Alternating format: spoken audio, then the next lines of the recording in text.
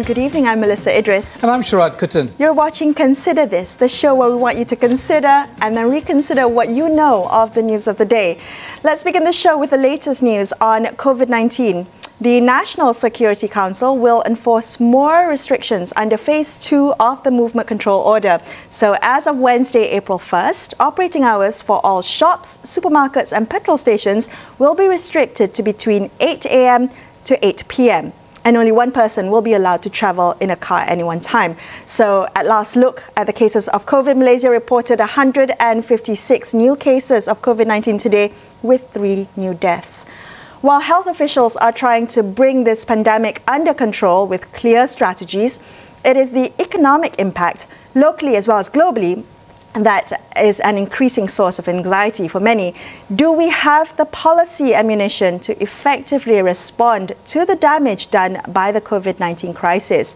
Joining us on the line to discuss this further is economist Dr. Jomo K.S, former United Nations Assistant Secretary General and formerly with the Food and Agriculture Organization of the UN. Good evening, Jomo. Thank you so much for joining us on the show.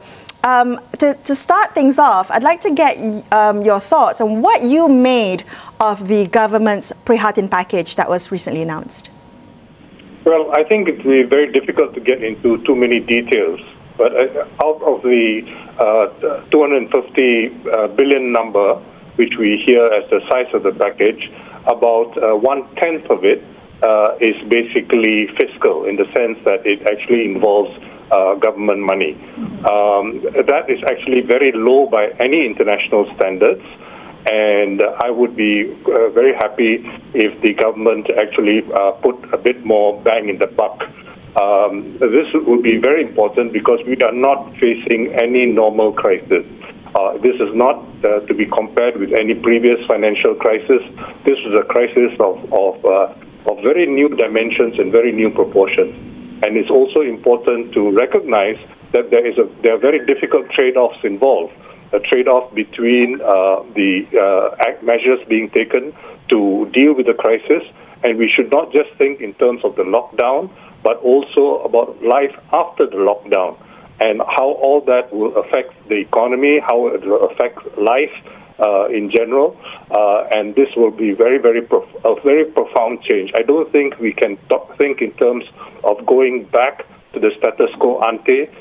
We are thinking of a very new way. We have to think of very new ways of reorganizing life, how to ensure that we minimize the loss of productivity. How do we ensure that people have incomes and how they are going to survive in the time to come? We cannot expect, realistically speaking, to get down to a zero situation because of the very nature of this virus. This virus has had a tremendous effect, more than any other virus in recent history, in terms of the morbidity, in terms of causing disease, as well as the mortality effects. So physical distancing is absolutely necessary until such time that we are able to develop a vaccine, and that may take any amount of time. We have no idea when the vaccine is in store. So until such time, we will have to try to reduce the bulge, so to speak, flatten the curve is the term which many people like to use in terms of ensuring that our health system can cope with the challenges posed by this. So the lockdown per se has to be seen in context of the various choices which we have in terms of trying to minimize the continued spread of the virus in the immediate future. And there are many, many different choices. We have to remember, for example, that the lockdown imposed in Wuhan and Hubei province and a couple of other neighboring provinces was not imposed in the rest of China, the remaining 20 provinces of China. In countries such as the Republic of Korea or South Korea, there has not been a lockdown. And much of East Asia has been quite successful in terms of bringing the infection rate under control, under management. Contrast this with the situation in the West, that in developed countries in the West, which have far superior health systems in some respects, but we have seen a tremendous devastation because of inappropriate measures which were taken. So we have much to learn from East Asia, and it is particularly interesting that some of the public health choices which we have to be measured. One of the most influential reports which has been is the so-called report of the Imperial College in London, and that report is credited with having changed the UK government's stance in relation to the crisis. But having said that, the report has got pays very little attention to the economic dimensions of the policy options involved. Right. So at this point, yeah, can I just interrupt you for a second? Could you come back to the question of the fiscal injection, the part of the Prihatin package? You say it's low by any standards. Are you speaking specifically about the cash handouts for individuals or the SME package, the job retention objectives of that package? Well, the vast majority of people in Malaysia work for medium-sized enterprises and small enterprises. But I'm also thinking of what might be termed micro-enterprises, the small business people, people who are involved in hawking goods and so on and so forth. I'm thinking of the many hundreds of thousands, if not millions, of daily rated workers, really the most vulnerable people in our society. And the lockdown basically means no work, no income for them. And many of the measures, while desirable, will not reach many of them. And I'm very, very concerned about them. What is it necessary, for example, to have a lockdown on plantations, on farms? Is it necessary to have a lockdown in other areas? If we look, for example, at the measures which have been introduced very, very successfully in Kerala province, in India, for example, they have actually involved very, very simple measures of ensuring physical distancing, as well as measures which involve sanitary measures and so on and so forth. And so we have much to learn, not only from the more developed countries of East Asia, but we also have much to learn from very successful examples such as Kerala, particularly in South India. The rest of India using brutal measures which have resulted in the vivid brutality of police brutality against ordinary people. Those kinds of measures have had very limited impact. We see pictures of people walking hundreds of kilometers to get back to their home villages because they know they cannot survive for very long without work, without incomes in the major cities. Right. It's a very tragic situation, but we need to adjust. We need to think about how all sections of society are going to adjust to this new situation. And we're going to continue this conversation, Jomo, in just a couple of minutes. We're going to take a quick break, and we'll be back with more with Dr. Jomo K.S. Stay tuned to consider this.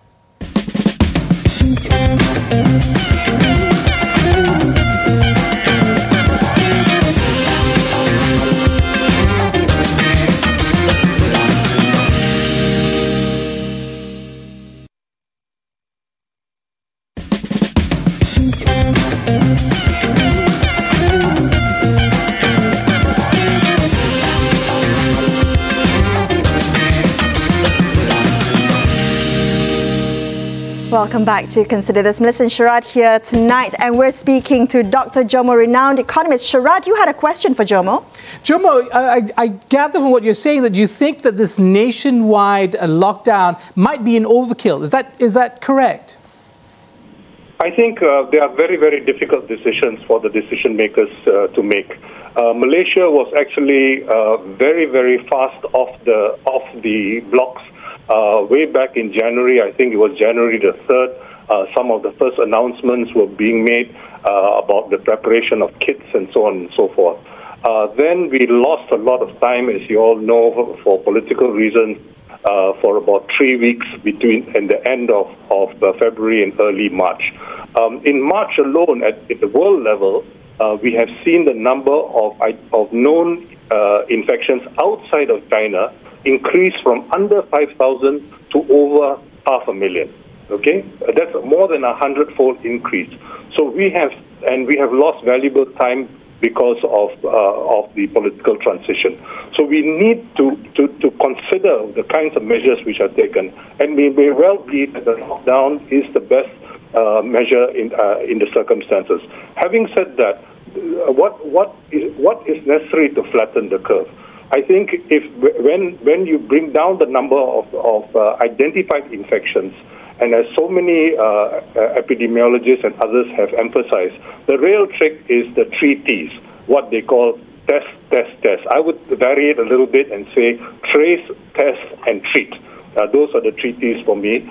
And of course, isolation, physical distancing is a very crucial part, right, both before the testing as well as after testing if we identify infection. Jomo, so these are the measures which are needed. Can I interrupt you for a little bit and come back to something that you said a bit earlier about this is not a normal crisis? And I've been thinking about that because you're absolutely right. This is not a textbook recession. And when we have a textbook recession, we're all Keynesian in our responses. How then, Jomo, should we be thinking about this? What unorthodox policy measures should we be considering at this time? I think many people have used the correct analogy, in my view, of a wartime economy. If you think of the kind of mobilization which Winston Churchill undertook in Britain during the war, if Franklin Delano Roosevelt undertook in the U.S., issuing wartime bonds and so on and so forth. This is very extraordinary. We should not be constantly looking over our shoulders at what the credit rating agencies are going to say and so on and so forth. Many other countries have all recognized this, and countries which are actually very, very more conservative than Malaysia tends to be have already recognized this and are taking very extraordinary measures in response to the crisis. So I'm not, but at the same time, I'm not saying that we just spend for the sake of spending. We need to be far more targeted, and I am especially concerned about the fact that about 1/3 of our labor force are actually people who are self-employed, people who depend very often on their activities, daily activities. And then out of the labor force proper, in the sense of people who earn wages, many of them, all too many, especially the unskilled, are actually daily rated. So if you don't work, you don't get anything for them to survive, not just 2 weeks but 1 month, is going to be a very difficult thing for them. So I do hope that the government. Yeah. Jomo, what do you think is the reason for the kind of restraint that you see coming from government at this point in time? What could be the constraints? Restraint on whose side, sorry? From the government, the restraint. You're saying the approach has been modest. The World Bank on this show said last week that they felt that the modest approach to support for SMEs, you use again, you characterize the fiscal support as being modest as well. What do you think is restraining government from being bolder? Well, it's difficult to tell. I think a new government which is unsure of its political longevity and so on may be looking over its shoulder, not just at political considerations, but it might fear that it's going to be judged by financial markets. I don't think those are should be the considerations now. My own view is that we are dealing with an extraordinary situation, and it would be best if we had a government of national unity dealing with the challenges of the times. But short of that, I do think that it is important, for example, to have an extraordinary parliamentary session to fund a much greater and strengthened bill. Look at the U.S. I mean, in the midst of in an election year, the Democrats and the Republicans came together to pass a bill, a $2 trillion bill for the U.S. And this was unprecedented, but by any circumstance, under any circumstances. So why I'm not privy to a lot of decision making. It could be anything, but I know that because I do speak to many of my colleagues in other countries, I do know that many of them, especially in so-called emerging market economies, the finance ministers tend to be tend to feel tend to be very sensitive to the whims and fancies of financial markets. But I think what I sense, for example, in the southern cone of Latin America, for example, and elsewhere, people are beginning to realize that this is different. This is different, and we need to begin to rethink many of our own assumptions about how life is organized, and we need to go for this full blast and begin to also think about how society, how the economy is going to be reorganized, especially if physical distancing is going to be a feature of our lives.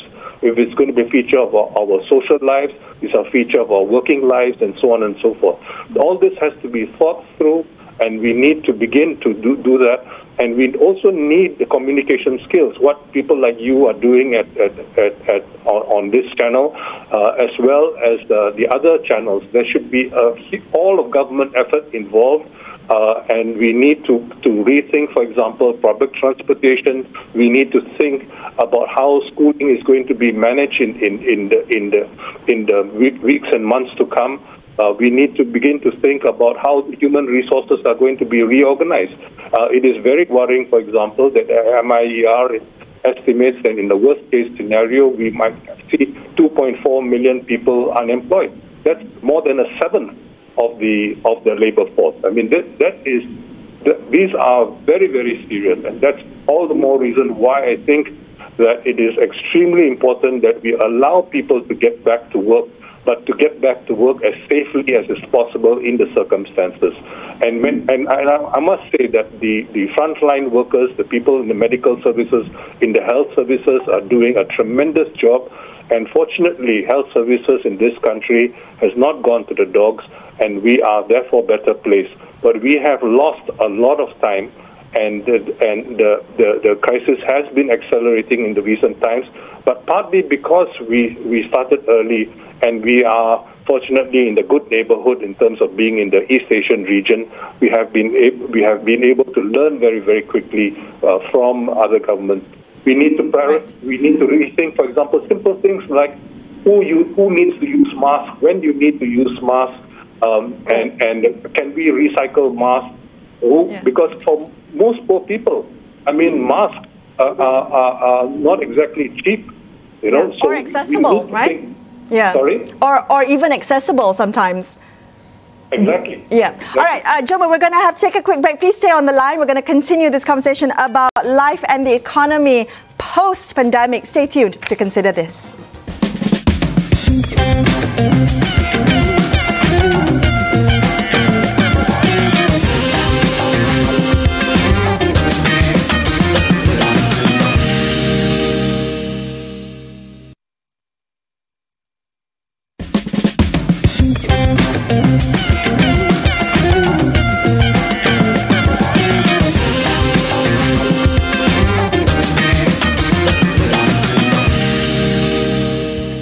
Thank you for staying on Consider This with me, Melisa, Idris and Sharaad Kuttan. We're speaking to Dr. Jomo K.S, renowned economist. Now, just before the break, you talked about life after the after this MCO order is over, and I wanted to touch on, Jomo, about the economy. Now, will there be changes? And I'm assuming there are going to be changes in our economic structures, in the assumptions that we have about the economy after this pandemic has passed. I can't imagine anybody thinking that this is simply going to be business as usual after this MCO period, or even after we get to grips with the pandemic. I think right now most epidemiologists and public health experts are talking about flattening the curve to make sure that we can cope with future cases, bringing down the number of new cases, bringing down the infections, and so on and so forth. And if we succeed in doing so, I think and it is very, in fact, my own impression is that there is evidence that we are already succeeding, because the numbers are very misleading. very often when you hardly do any testing, as was the case, for example, in the United States until earlier this month. When you hardly do any testing, you have very few reported cases, or in other societies as well. So what we have had is, because of the increase in the amount of testing, we have an increase in the number of reported cases, of confirmed cases, and this of course can seem alarming, but it actually belies the fact that we have had probably already some contagion, and we know that about half the contagion during the recent period has been because of the Tabligh cluster. So this will basically underscores the fact that we are not going to be seeing many social gatherings. This is going to transform social life. It's going to transform religious life. It's going to transform even political life. And so we are going to see, we are going to enter a very, very different period. And it's very important that we do not see this as a question simply of policing, or simply as a question of bringing in the military and so on and so forth. In fact, one of the very commendable aspects of the Korean example is the fact that they never even had a lockdown in the most infected city of Daegu, and people forget that. And even in the case of China, 20 provinces did not have lockdown, Jomo, and we tend to focus on Wuhan, right, as if our situation is comparable to Wuhan. Jomo, we have about 2 minutes left. You were a member of the Council of Eminent Persons when the Pakatan Harapan government came to power. If you had a chance to advise this government, what would you ask them to focus on? What would you point to? I would basically strongly recommend that you have a sort of almost war against COVID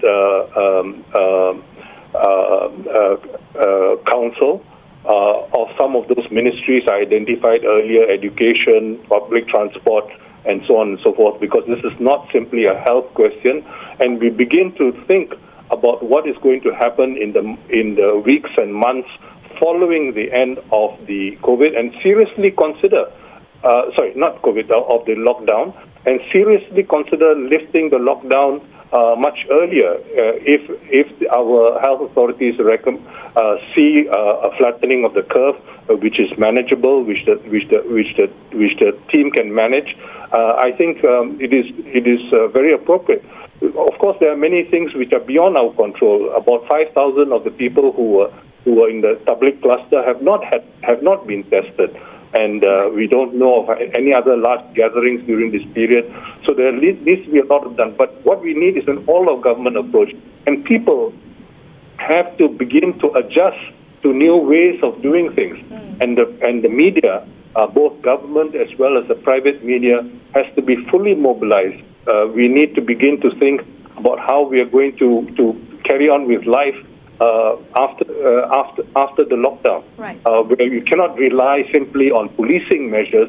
You really rely on people understanding what is at stake, why we need to wash our hands for about at least 20 seconds, and lathering, and the importance of lather in terms of breaking down the protection of the protein of the virus, and so on. So you need the buy-in of everyone for this to work. Thank you so much for sharing your insights, Jomo. Unfortunately, that's all the time we have. I mean, we could speak to you all night, but that's all the time we have for this episode of Consider This. I'm Melisa Idris, with me Sharaad, Kuttan, signing off for the evening. Thank you so much for watching, folks, and good night.